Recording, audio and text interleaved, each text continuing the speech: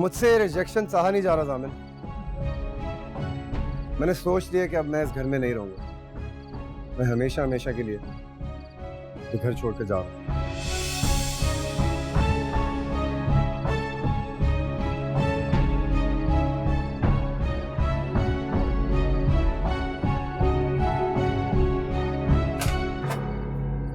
तुम्हें अंदाजा भी है तुमने क्या किया है जामिन? जी है अंदाजा। उस बेचारी पे जुल्म हो रहा था और मैंने जुल्म को रोका है बस। वो बेचारी है तो मैं कौन हूँ? आप इस मामले में बीच में कहां से आ गई यार? भाभी जान तो यही समझती है ना कि सारे मामले में मैं भी मुलविस हूँ। ताई जान को तो रहने दीजिए आप, उनकी आदत है रस्सी को सांप बनाना। आप परेशान मत हो, 2-4 दिन में सब कुछ नॉर्मल हो जाएगा। भूल है तुम्हारी, तुमने उनके दुश्मन की बेटी को बचाते हुए उनका हाथ पकड़ा है और ये बात मुद्दतों उनके दिल में नासूर बनी रहेगी। इस बार वो नॉर्मल नहीं होंगे। तो क्या करता मैं? सहर को पीट रही थी, वो पिटने देता मैं उसको? किसी मुहज्जब खानदान में ऐसा होता है क्या? अव्वल तो ये होना ही नहीं चाहिए, और अगर हमारी जहालत की वजह से ऐसा हो भी गया था तो आपको तो खुश होना चाहिए कि आपके बेटे ने आगे बढ़कर इस बदतहजीबी को रोका है।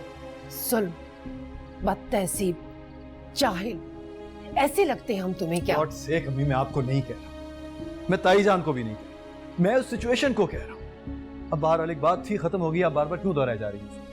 बात अभी खत्म हुई नहीं जामिन, और इस बार इतनी आसानी से खत्म होगी भी नहीं। क्या मतलब? तुम भाभी जान के सिर्फ भतीजे ही नहीं, होने वाले दामाद भी हो। उन्होंने अपनी बेटी का मुस्तकबिल तुमसे मंसूब कर रखा है। तुम्हारा और उनका रिश्ता बहुत नाजुक है। खुदा करे कि वो ये बात भूल जाए। और अगर ना भूली तो? मैं इस बारे में सोचना भी नहीं चाहती।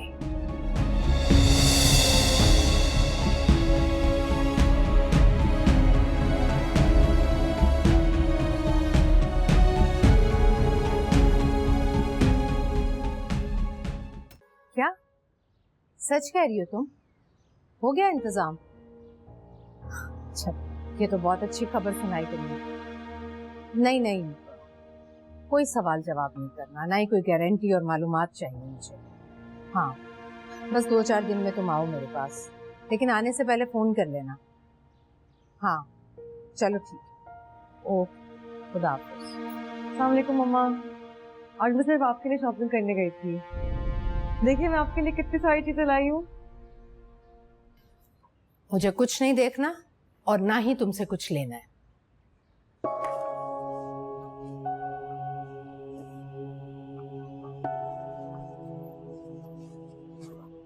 उस दिन वाली बात पर अभी तक नाराज है मुझसे?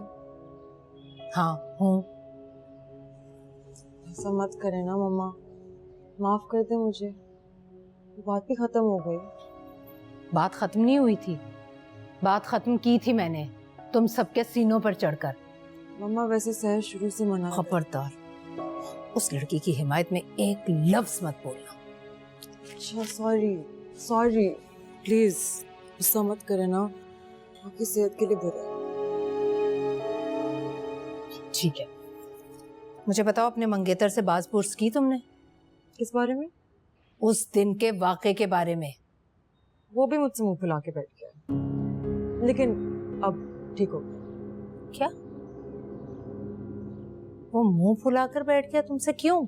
यही वो बोल रहा था कि एक दफा जब सहर ने मुझे मना कर दिया था तो मैं उसके पीछे क्यों पड़ गई थी।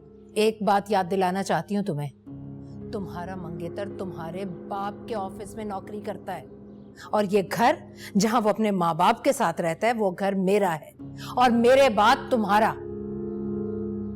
मैं आपकी बात का मतलब नहीं समझी। अगर जामिन, वकार और मुनज़्ज़ा को उठते बैठते मैं इस बात का एहसास नहीं दिलाती तो ये मेरा बड़ापन है। इसके लिए उन्हें मेरा और तुम्हारा शुक्रगुजार होना चाहिए। आप कहना क्या चाह रही हैं मम्मा?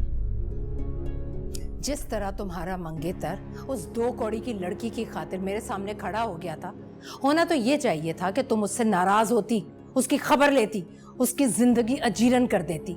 उल्टा तुम मुझसे कह रही हो कि वो तुमसे मुंह फुलाकर बैठ गया।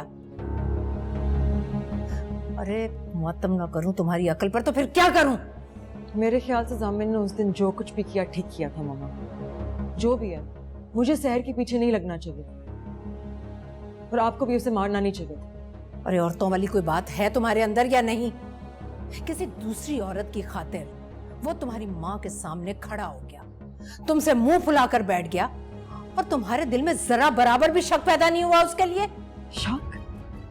शक किस पर मम्मा? जामिन पर? सवाल ही पता नहीं। जामिन पर ना सही, उस हैदराबादी लड़की पर तो शक करो। इसी तरह उसकी माँ ने एजाज को फंसाया था। खुदा का खौफ करे मम्मा, ऐसा कुछ भी नहीं है, हो ही नहीं सकता। मैं जानती हूँ दोनों को। अपनी आंखें और कान खुले रखने की बजाय अगर तुम ये चाहती हो कि मैं अपना मुंह बंद कर लूं तो ठीक है, लेकिन कल को तुम मेरे पास रोती भी आई तो मैं भी अपनी आंखें और कान बंद कर लूंगी, बिल्कुल इसी तरह जिस तरह इस वक्त तुम किए बैठी हो। मैं आपके पास रोती हुई कभी नहीं आऊंगी मम्मा, कि मैं और जामिन एक दूसरे से बहुत प्यार करते हैं। हम दोनों ने एक दूसरे पे ना ही कभी शक किया है और ना कभी करेंगे।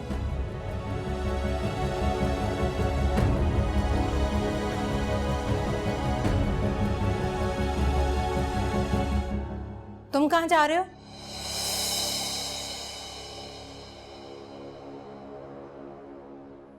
वही हुआ जिसका मुझे डर था। भाभी जान इस बात को दिल से लगाकर बैठ गई। जामिन को भी पता नहीं क्या मुसीबत पड़ी थी उनका हाथ रोकने की। मारने देता उन्हें सहर को, कम से कम ये मैल तो ना आता ना उनके दिल में जो इस वक्त आ चुका है। या अल्लाह, अब उनका दिल कैसे साफ होगा? कहीं जामिन और हरीम की बात तो नहीं खराब हो जाएगी? आ जाओ।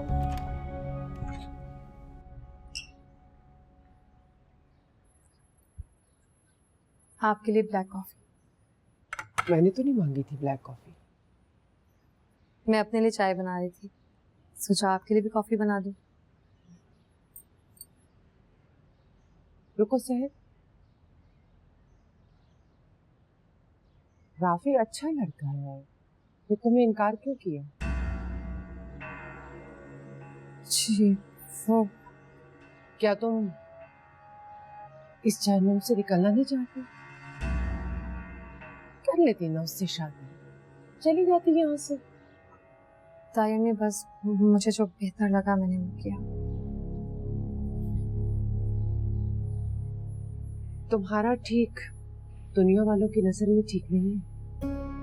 क्या मतलब? शादी तो दुनिया की हर लड़की करना चाहती है, और तुम्हारे जैसी लड़की जिसका कोई ठिकाना ही ना हो, और राफी जैसे लड़के को इनकार कर देना ताज्जुब की बात है। वो मैं किचन में देखती हूँ खाने में क्या पक रहा है। मेरी बात अभी मुकम्मल नहीं हुई। तुमने राफी को इनकार क्यों किया? क्या तुम किसी और को पसंद करती हो? नहीं ताईजान, किसी को पसंद नहीं करती। किसी और से शादी करना चाहती हो? तो क्या तुम शादी ही नहीं करना चाहती? नहीं करना चाहती। मैं किचन में देखूं।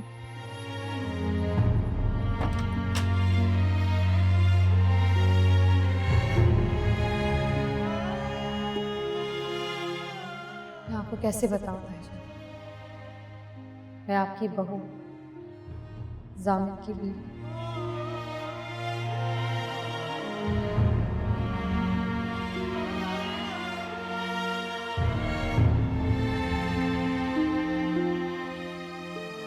मुझे जामिन और हरीम की शादी में अब बिल्कुल भी देर नहीं करनी चाहिए।